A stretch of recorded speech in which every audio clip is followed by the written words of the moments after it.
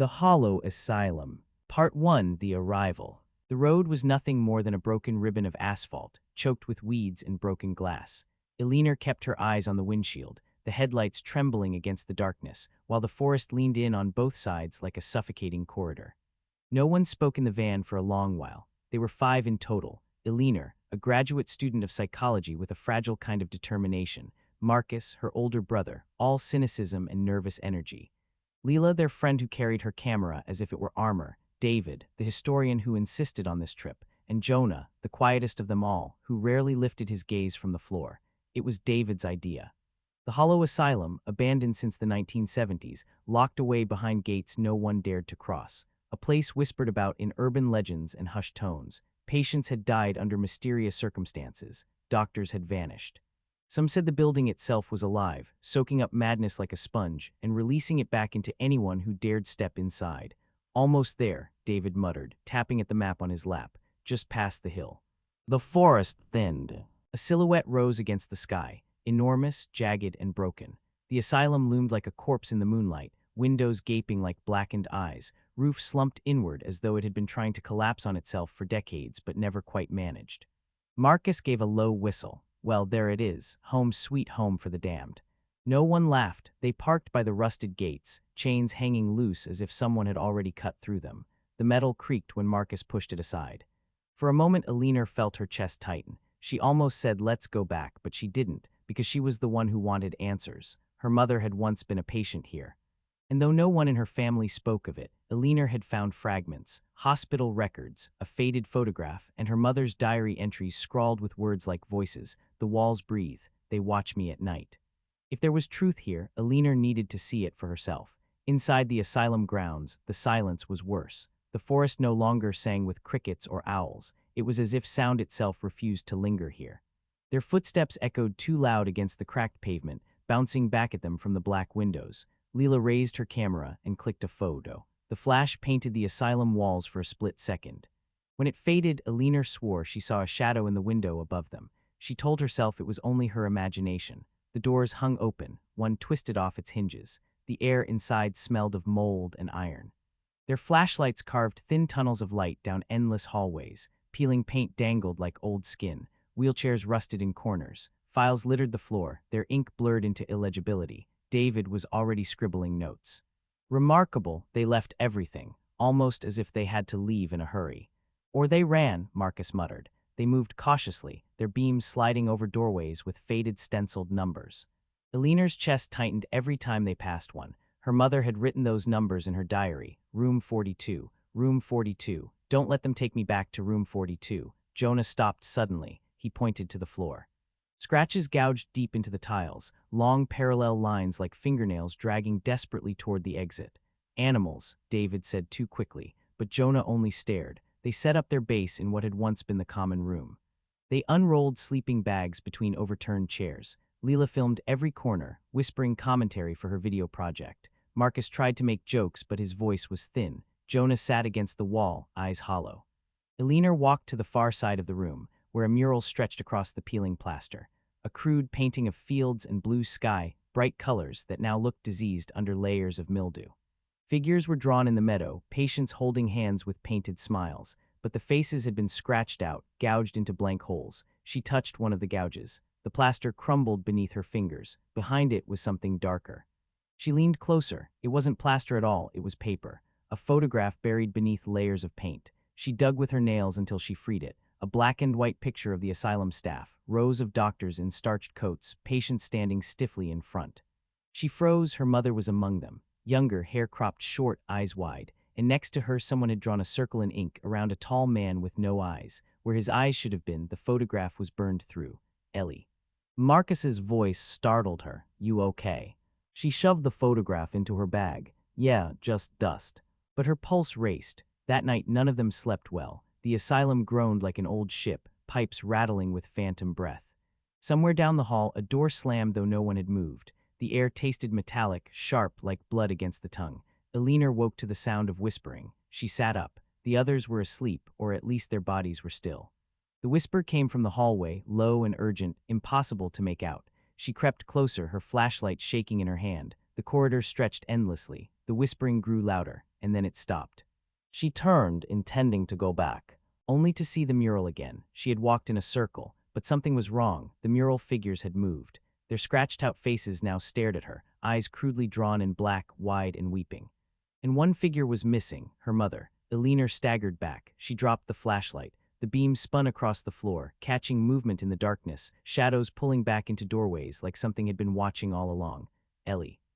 Oh. It was Jonah's voice right behind her, but when she turned, the hallway was empty. The whispering began again. This time it came from room 42, part 2, the descent. Morning never truly came. The asylum seemed to choke out the sunlight, so that even when the sky outside grew pale, the rooms remained steeped in gray. Dust motes swirled in the stagnant air, and the building's silence pressed like a hand over their mouths. Elena said nothing about the whispers, nor about the mural changing. She convinced herself it had been a trick of exhaustion, but when she checked her bag, the photograph was gone. Someone had taken it. Breakfast was stale granola bars and bottled water. No one seemed hungry. Jonah stared at the floor as if reading something invisible on the cracked tiles. Leela cleaned her camera lens, but her hands shook. I heard something, Marcus admitted, breaking the quiet. Last night, a voice, like it was calling my name.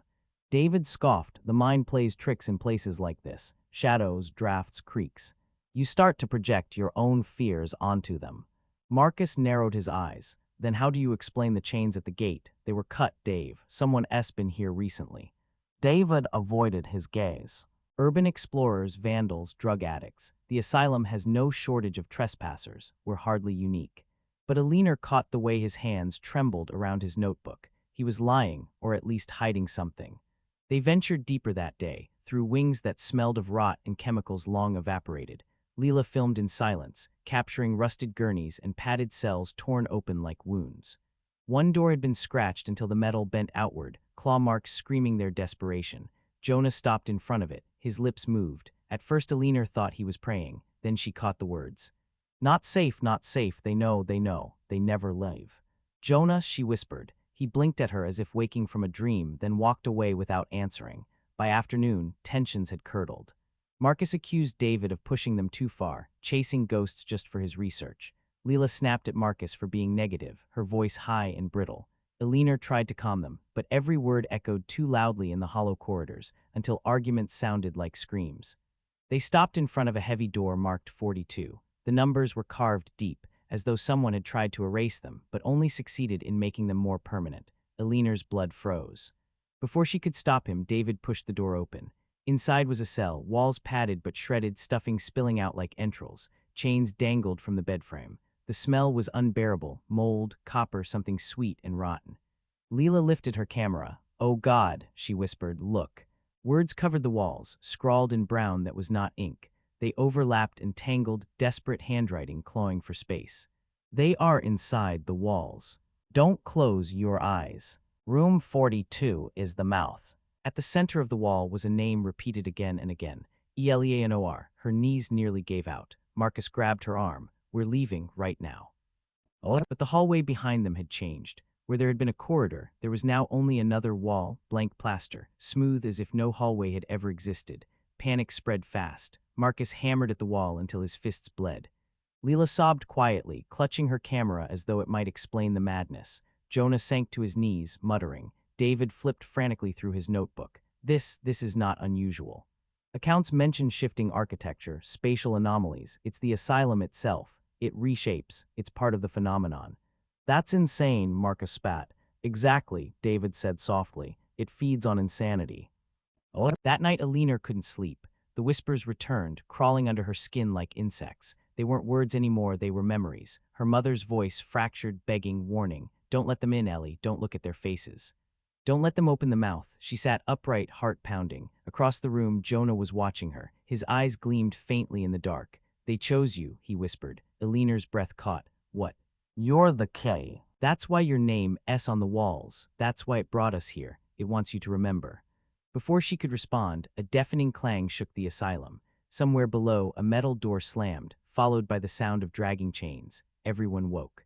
What the hell was that? Marcus demanded. No one answered. They crept down the stairwell, flashlights trembling. The basement reeked of wet concrete and rust. Pipes dripped steadily, each drop echoing like a heartbeat. At the end of the hall stood a figure. For a moment, Eleanor thought it was a man, tall, thin, dressed in the tatters of a hospital gown, but when the light caught his face, she saw there was nothing there. Just skin stretched smooth, featureless, except for a gaping mouth torn wide across where the eyes should be. The flashlight flickered. When it steadied again, the figure was gone. They fled back to the common room, breath ragged, arguments exploding. Marcus accused David of knowing more than he admitted. David shouted that Eleanor was hiding something. Leela begged them to stop, sobbing into her camera. Finally, Jonah screamed, a raw, animal sound that silenced them all. "They want us to tear each other apart," he cried, clutching his head. "That's how they feed. We're not 5 people anymore. We're 5 cracks in the same mirror, and it's pushing until we shatter." Silence followed, and then faintly the mural began to peel. The painted sky bubbled, colors dripping downward like blood. The faceless figures reached outward, their arms stretching across the plaster. One hand pressed flat against the wall, fingers long and black, and began to push through. Eleanor screamed. Marcus dragged her back as the wall split, plaster raining down. The hand groped blindly, followed by another. The mural was tearing itself open. "Upstairs," David shouted. "Move." They ran, footsteps pounding the stairs. Behind them came the groan of the asylum, deeper than stone, like a living thing shifting in its sleep. Doors slammed one after another as though hurting them upward. The building guided them, forcing them higher until they reached the top floor. And there waiting was another mural. This one was unfinished. Blank figures stood on a white background, their outlines faintly sketched. One by one, faces began to appear in the paint. Leela's face, Marcus's, David's, Jonah's. And in the center, a blank space where Eleanor's face should be. Leela dropped her camera. It shattered on the tiles. "It's painting us," she whispered. "It's putting us inside." Eleanor stepped forward, trembling. The empty outline where her face belonged pulsed faintly, like an open wound. She could feel it pulling at her, a suction in the air, a hunger. She staggered back, clutching her head. The whispers roared now, a chorus of voices, her mother's among them.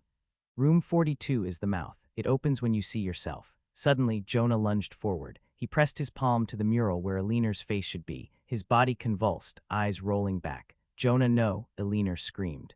His skin cracked like porcelain. Light poured from the fractures, blinding, searing. He let out a howl that was not his own, a sound that rattled the windows and shook the floor, and then the mural absorbed him. His outline filled in, perfectly painted, his scream frozen forever in silence. The wall went still, and the asylum exhaled. None of them spoke. They stumbled back to the common room, but Jonah was gone. His sleeping bag lay empty, his belongings scattered. Only the mural remained to prove he had ever existed. That night, Eleanor dreamt of her mother again, but this time her mother's mouth opened too wide, splitting her face in half. And inside there was only another hallway. Part 3, the mouths. By the third night, the asylum no longer felt like a building. It felt like a mind. Walls pulsed with dampness, exhaling and inhaling as if the plaster itself had lungs.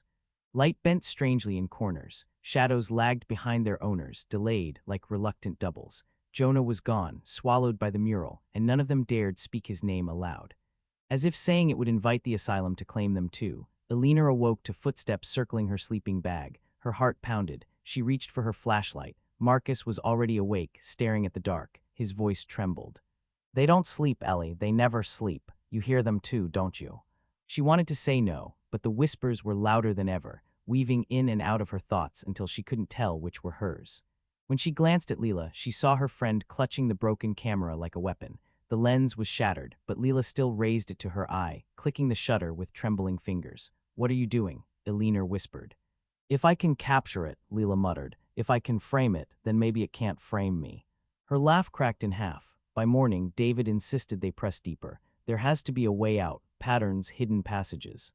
The asylum reshapes itself, but it follows rules. We just have to find them.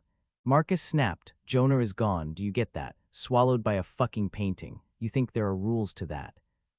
Eleanor stood between them, but her own voice shook. "If we fight, it wins. That's what Jonah said. It feeds on us breaking." Marcus glared. "And what? You want to play along? You think it's going to let us go because you're its favorite?" His words cut too close. Eleanor said nothing. They entered the east wing, where the floor sagged and the air stank of mildew.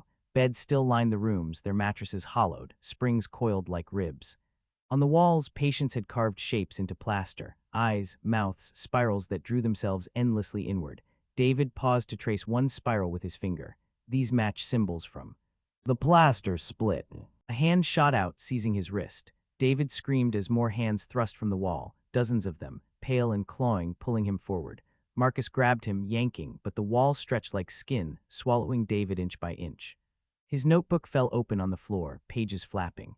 Elinor caught only one phrase scrawled again and again. The asylum is awake. The asylum is awake. With a final shriek, David vanished into the wall, the plaster sealed, smooth as bone. Silence, then Marcus kicked the wall until his foot bled. Leela collapsed, rocking back and forth. Elinor could only stare at the spiral, which seemed to move now, endlessly turning, drawing her gaze inward. That night, Marcus paced the common room like a caged animal. "We're next," he muttered. "One by one, it's picking us off. We can't stay here." "There's nowhere else," Leela whispered. "It bends the halls. We walk in circles." Marcus stopped pacing. His face was pale, eyes fever-bright. "Then we burn it." Elinor flinched. "If it's alive," Marcus said, "then fire kills it. We torch the place, and either it lets us go or it dies with us." Leela laughed, high and broken. "Burn an entire building. Do you even hear yourself?" But Elinor felt something stir inside her. Not agreement, something worse. A memory, her mother's words, "Don't let them open the mouth." What if fire opened it wider? Sleep was impossible. Elinor wandered alone, flashlight shaking. She passed room 42 again, the door yawning open like a wound. Against her better judgment, she stepped inside. The words on the walls had changed. Now they were her own handwriting. Page after page of her mother's diary was scrawled here, as if Elinor herself had written them. And at the center of the far wall was a new message, carved so deep it bled dust. "You will finish what she began." She turned, heart hammering, and saw her mother sitting on the bed. At least it looked like her mother. Same face, same eyes, but her smile was too wide, teeth too sharp. "Ellie," the figure crooned. "You came back for me." Elinor shook her head. "You're not her." "Of course I am. I've been waiting. I was the first to see its face, the first to hear its hunger. It chose me, and now it chooses you. Together we'll open the mouth." The figure leaned forward, her skin cracked, splitting at the seams. From inside, black hands reached outward, clawing through her like a puppet. Elinor fled, slamming the door. When she returned, Marcus and Leela were arguing again. "Forget waiting," Marcus shouted. "I'm burning it down now." He held a lighter in one trembling hand, a fuel can in the other. Leela clutched his arm. "You'll kill us all." "Better that than let it eat us piece by piece." Elinor stepped between them. "Stop." But Marcus shoved past her, splashing fuel across the walls. His lighter clicked open. The mural above them, once static, suddenly writhed. Painted faces screamed silently, mouths gaping. The plaster swelled, pregnant with shadows pressing to get out. Elinor realized too late, fire wasn't their salvation. It was the key. The lighter's flame touched the wall, and the asylum opened its mouth. The floor split. The mural tore wide, a gaping void spilling endless darkness. Screams poured out, hundreds, thousands, an ocean of voices. The air roared like a hurricane, sucking them toward the abyss. Leela clung to a broken chair, shrieking.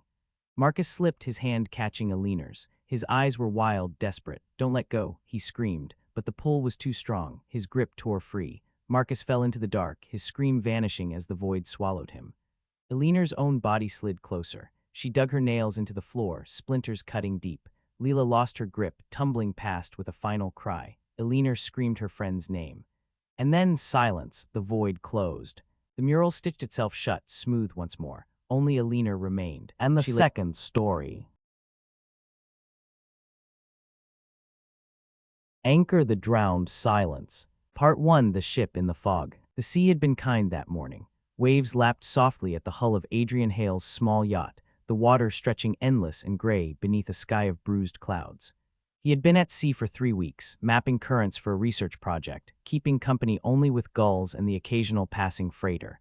Loneliness had grown thick, but it was a loneliness he trusted, at least until the fog came. It rose without warning, a wall of white swallowing the horizon. Adrian cut the engine, wary of hidden rocks, but the silence that followed was worse. No gulls, no wind. Just the faint lapping of water, muffled as though the sea itself had been smothered. He stood at the bow, peering into the haze. Something enormous loomed ahead. At first he thought it was an island, but as the fog thinned, a shape emerged, blackened masts, torn rigging, a hull scarred and swollen with barnacles. A ship larger than anything he had seen outside of museums. It towered above his yacht, sails tattered but still hanging, its deck leaning as if the ocean had tried to swallow it and failed. Adrian's breath caught, a ghost ship. Caution told him to steer away, but curiosity was a stronger tide. He guided the yacht closer, heart hammering as the vessel's name came into view, Erebus Dawn. The letters were half swallowed by rust, but the name burned through him, sparking a memory he couldn't quite place. He tied off to the wreck's side ladder, boards creaking under his weight as he climbed.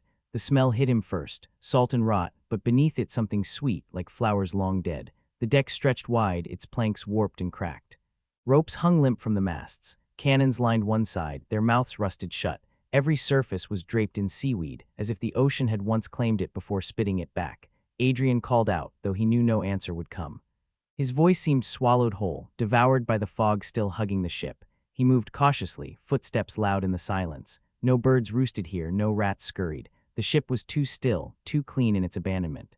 And then he saw it, a trail of wet footprints leading across the deck. They were bare, human, and fresh. Adrian froze, pulse thundering in his ears. He wasn't alone. He followed the prints to the main cabin, its door hanging ajar. Inside, the gloom thickened. Dust lay heavy on the table, maps curled with age. A lantern sat unlit, glass cracked. Yet the footprints circled the room, fading as though the person who left them had simply evaporated into the air. He turned sharply, certain he felt breath on his neck. Nothing, only shadows shifting in the wood. The cabin walls bore carvings, names, dates, fragments of prayers. Deliver us, forgive us, remember us. Each plea was scratched deep, as if gouged in desperation. One name appeared again and again. Hale. Adrian staggered back, his own surname. The lantern on the table flickered to life without flame, glowing faintly, filling the room with a sickly light. Panic clawed at him. He bolted onto the deck, gasping for clean air, but the fog only pressed tighter. His yacht was gone, vanished as though it had never existed. The ship floated alone in a gray void. He gripped the railing, nausea rolling through him. No, no, no. A low groan shivered through the hull, as if the Erebus dawn itself were waking. The masts creaked, sails rustling despite the still air. Somewhere below, chains rattled. And then he heard it, a whisper so soft it might have been the sea. Adrian, his blood froze. The voice was a woman's, gentle pleading. It came from the lower decks. Against reason, he moved toward it. The stairs groaned beneath him. The air grew damp, thick with mildew and iron. His flashlight beam shook as it swept over barrels and crates, long rotted, their contents unrecognizable. The whisper came again, closer now. Adrian, help us. He stepped into a corridor lined with doors. Each door bore a number carved deep, but the wood was warped as though it had swollen with water. From behind them came faint sounds, sobbing, coughing, prayers mumbled through cracked lips. He yanked one open. The room was empty, dust and chains on the floor, nothing more. But the sobbing continued, echoing all around him, though no mouths produced it. Another door rattled violently. Adrian backed away, flashlight trembling. Through the crack beneath the wood, he saw fingers, gray, bloated, reaching. The whisper rose to a chorus. Adrian, Hale, you came back. His knees weakened. He stumbled, crashing into a barrel. The sound silenced the whispers for a heartbeat. And then the entire corridor erupted in screams. Doors banged open one by one. The air filled with the sound of chains dragging, footsteps pounding. Shadows spilled into the hall, tall and twisted, their faces blurred like smudged ink. Adrian fled, heart slamming against his ribs, racing back toward the stairs. But the stairs were gone. In their place stood a wall, smooth and seamless, as if the ship itself had sealed his escape. The whispers closed in, louder, closer, until a figure stepped forward from the shadows. A man tall in a torn naval coat. His skin was as pale as the fog, his eyes black hollows. In his hand he clutched a rusted compass that swung wildly, the needle spinning in endless circles. "You're late," the figure said, voice echoing like waves in a cavern. "We've been waiting." Adrian tried to speak, but his throat locked. The figure reached out, compass trembling. "The sea never forgets its debt, Hale, and neither do we." The shadows surged forward. Adrian screamed. And the ship fell silent once more. Outside, the fog thickened. Part 2, The Crew of Shadows. Adrian woke to silence. He was lying on the damp planks of the lower deck, his throat raw from screaming. The corridor was empty now. The doors stood still, shut as if they had never moved. No shadows, no whispers, only the steady drip of water from somewhere unseen. For a long moment he thought he had dreamt it all, but the compass remained. It lay on the floor beside him, rusted, needle spinning without pause. When he picked it up, the air seemed to shiver, as though the ship itself had recognized the gesture. He shoved it into his pocket, unwilling to touch it any longer. He wandered the decks aimlessly, searching for his yacht. But outside the railings there was nothing. No horizon, no sun, only fog so thick it might as well have been a wall. He shouted until his throat bled. The sound went nowhere. By afternoon, thirst gnawed at him. He broke into a storage crate and found bottles of water, impossibly clear, untouched by time. Relief surged as he drank, though some part of him whispered that it was wrong, that nothing this pure should exist on a ship so rotten. Night fell without warning. Darkness bled across the deck and the fog glowed faintly as though lit from within. That was when he heard them again. Footsteps, many footsteps. He ducked behind a coil of rope, heart racing. Figures emerged from the mist, one by one, stepping onto the deck. They looked human at first, men in uniforms, women in tattered dresses, but their faces were pale blurs, details smudged away. Their eyes were pits, their mouths stitched with salt. The crew, they moved in silence, reenacting routines long forgotten, hauling invisible ropes, scrubbing planks that would never be clean. Some stared out to sea, pointing toward nothing. Others froze mid-step, as if caught in memory. Adrian's breath caught when one turned its head toward him, the hollow eyes fixed on his hiding place. "Adrian Hale," it croaked, voice like waves crashing on stone. "You came back." The others joined in, whispering his name in a rising chorus. "Hale, Hale, Hale." Adrian bolted, sprinting across the deck. The crew moved with him, their heads snapping to follow, whispers climbing into a wail. He stumbled into the captain's quarters, slamming the door behind him.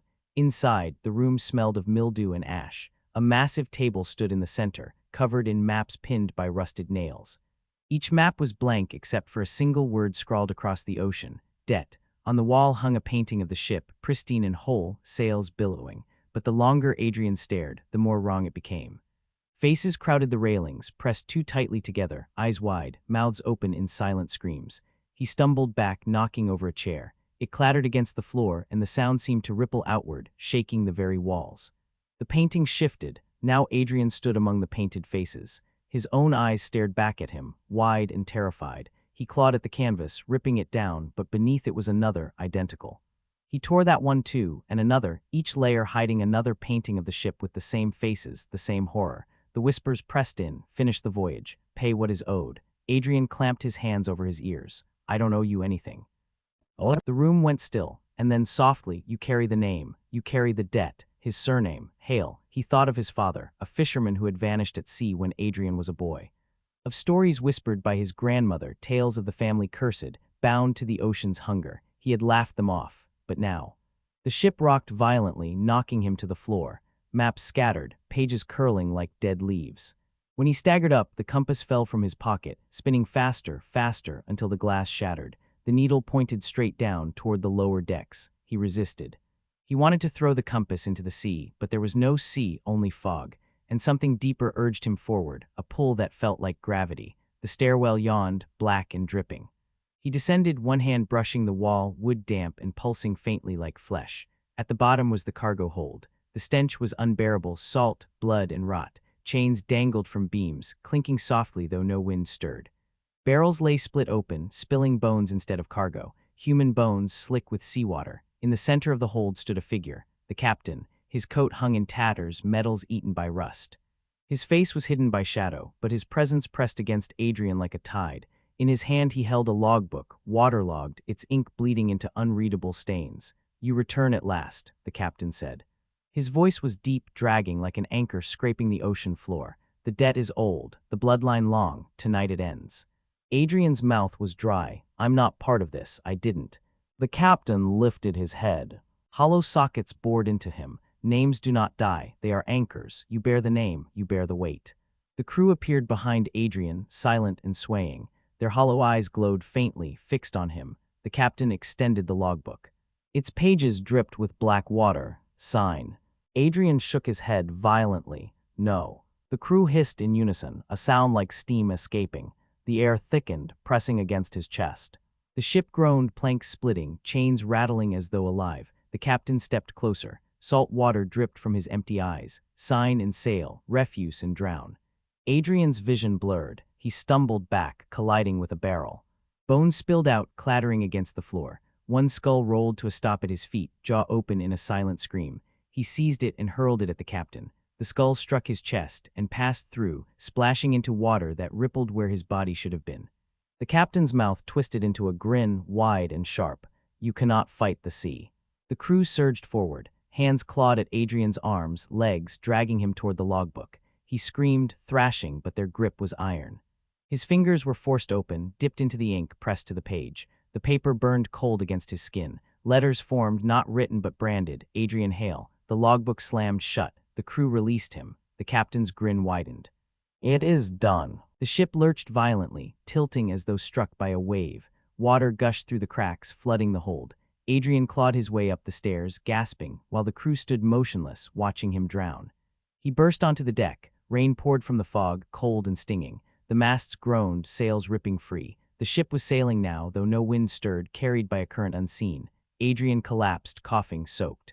The sea stretched infinite once more, horizon restored, but the yacht was still gone. He was trapped aboard the Erebus Dawn, a passenger with no destination. And above, from the crow's nest, a voice called out, "All hands to stations." Adrian looked up. The crew was climbing the rigging, hauling ropes, unfurling sails. They moved with new purpose, their hollow eyes alight. The ship was alive again, and Adrian realized with cold certainty that he was no longer just a trespasser. He was part of the crew. Part 3, The Voyage Without Shore. The sea stretched endless in all directions, but Adrian knew it wasn't the same sea he had sailed before. The water was too still, too black, swallowing all light as though the world beneath had no bottom. The stars above were wrong too, constellations twisted into shapes he didn't recognize, cruel spirals of light that seemed to turn with him, watching. The Erebus Dawn cut through the water with eerie grace. Its sails billowed though there was no wind. The crew moved with mechanical precision, hauling ropes, tightening knots, climbing into the rigging. None spoke, none breathed. Adrian stood at the bow, drenched in salt spray that tasted more of iron than sea. The compass lay heavy in his pocket, still spinning. He couldn't bring himself to throw it away. It felt fused to him, like another bone in his body. "You feel it," said a voice behind him. He spun. The captain stood at his shoulder, face hidden in shadow, coat dripping with seawater that never ceased to fall. "The pull, the tide in your blood, you cannot fight it. None of us could." Adrian shook his head. "I'm not one of you." "You signed," the captain said simply. "The sea owns you now, as it owns us all." The days, or what passed for them, bled together. Time lost meaning. There was no sunrise, only a shifting of the mist from silver to black and back again. Adrian worked beside the crew, his hands blistered by ropes, his body aching with labor.